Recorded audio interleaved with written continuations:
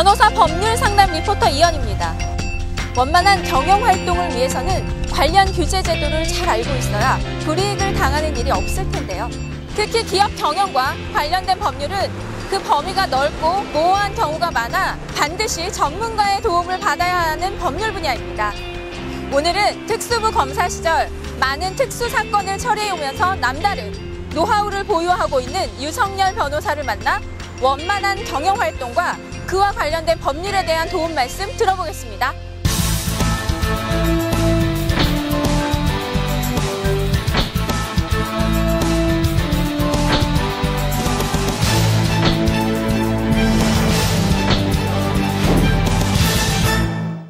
변호사님 반갑습니다. 네, 반갑습니다. 변호사님께서는 대전지검 천안지청 부장검사를 끝으로 15년간의 검사 생활을 마치시고 올해 변호사 사무소를 개소하셨습니다. 변호사님께서는 검사 시절 대부분을 특수부에 몸담아 오셨는데요.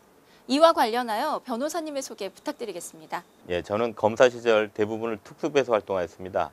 그러다 보니 특수수사 사건을 많이 맡아왔습니다. 여기서 일반적으로 특수수사 사건이란 공무원 범죄, 기업 범죄 등을 의미하는데 주로 특정 범죄 가중 처벌 등에 관한 법률이나 특정 경제 범죄 가중 처벌 등에 관한 법률이 적용을 받는 사건이 많습니다. 형법에 규정된 뇌물수수, 사기, 횡령, 배임이나 재산을 해외로 도피했을 경우 또는 금융기관의 임직원이 직무에 관해 이익을 수수 요구하는 행위 등이 포함됩니다.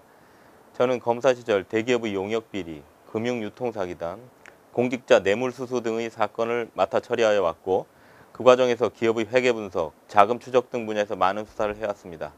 변호사를 개업한 현재 저희 전문 분야를 살려 기업의 원활한 활동을 유지해주기 위하여 회계, 주식 등과 관련된 변호 활동을 이어나가고 있습니다.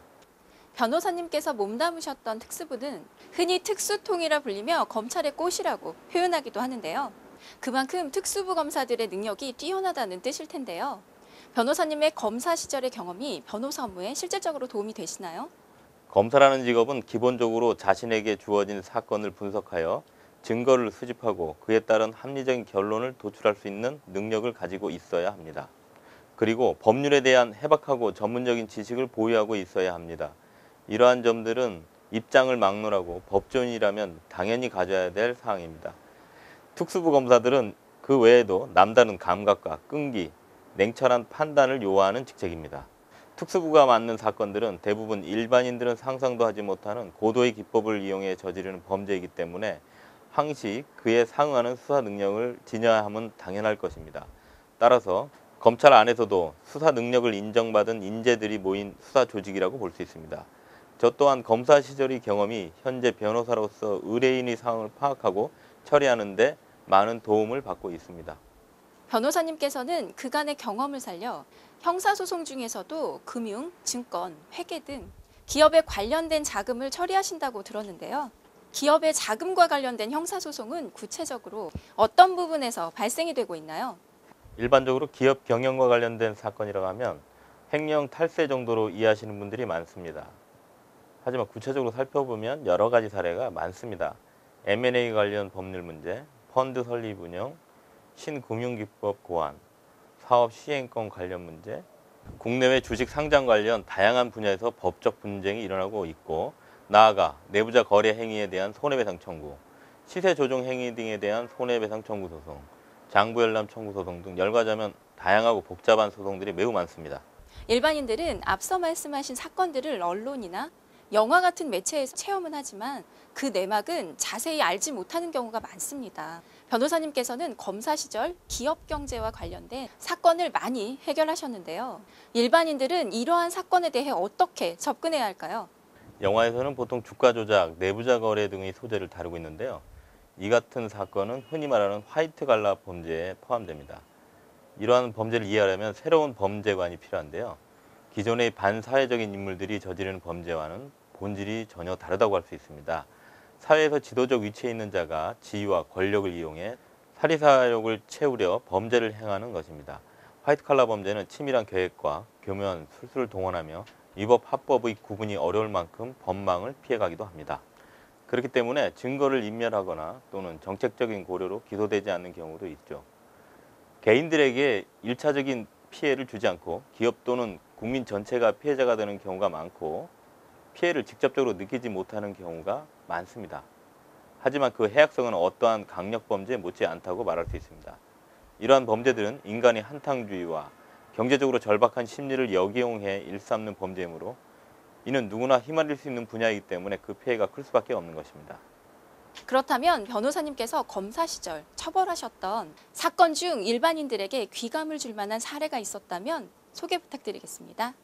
공기업 관련 비리 사범을 수사 중에 공기업에서 발주하는 공사를 수주하기 위해 거액의 비자금을 조성한 건설업체를 조사한 적이 있습니다.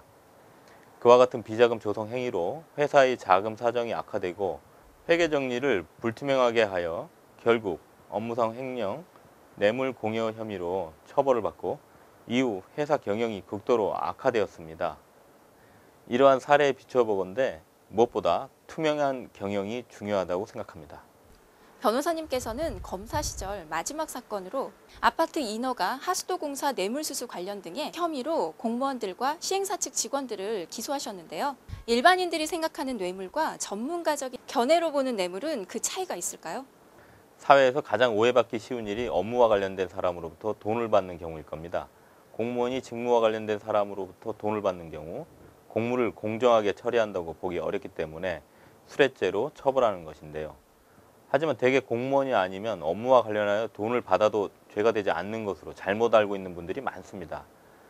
회사원과 같이 타인의 사무를 처리하는 사람이 그 임무에 관하여 부정한 청탁을 받고 재물 또는 재산상의 이득을 취득하는 경우 배임 수재죄로 처벌을 받습니다.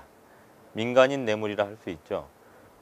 기업체의 직원이나 임직원분들은 유의하셔야 할 부분입니다. 또한 기업 경영 시 유의할 점이 있는데요. 형법에 규정된 사기, 공갈, 횡령, 배임의 범죄에 대하여는 그 이득액이 5억 원 이상인 경우 가중처벌을 하는 법률이 있습니다. 그 이득액이 50억 원 이상일 때는 무기징역이나 5년 이상의 징역을 받고 5억 원 이상 50억 원 미만일 경우 3년 이상의 유기징역으로 처벌하도록 규정되어 있습니다. 경영인들의 경우 회사 자금을 쉽게 생각하고 개인적인 용도로 사용하다가 업무상 횡령죄로 처벌받는 경우가 종종 있습니다. 그리고 여러 계열사를 거느린 그룹의 경우 계열사끼리 아무런 담보 없이 돈을 빌려주거나 보증을 서게 했다가 업무상 배임죄로 처벌받는 경우가 있습니다. 이러한 점도 기업 경영 시 유의할 부분이라고 생각합니다.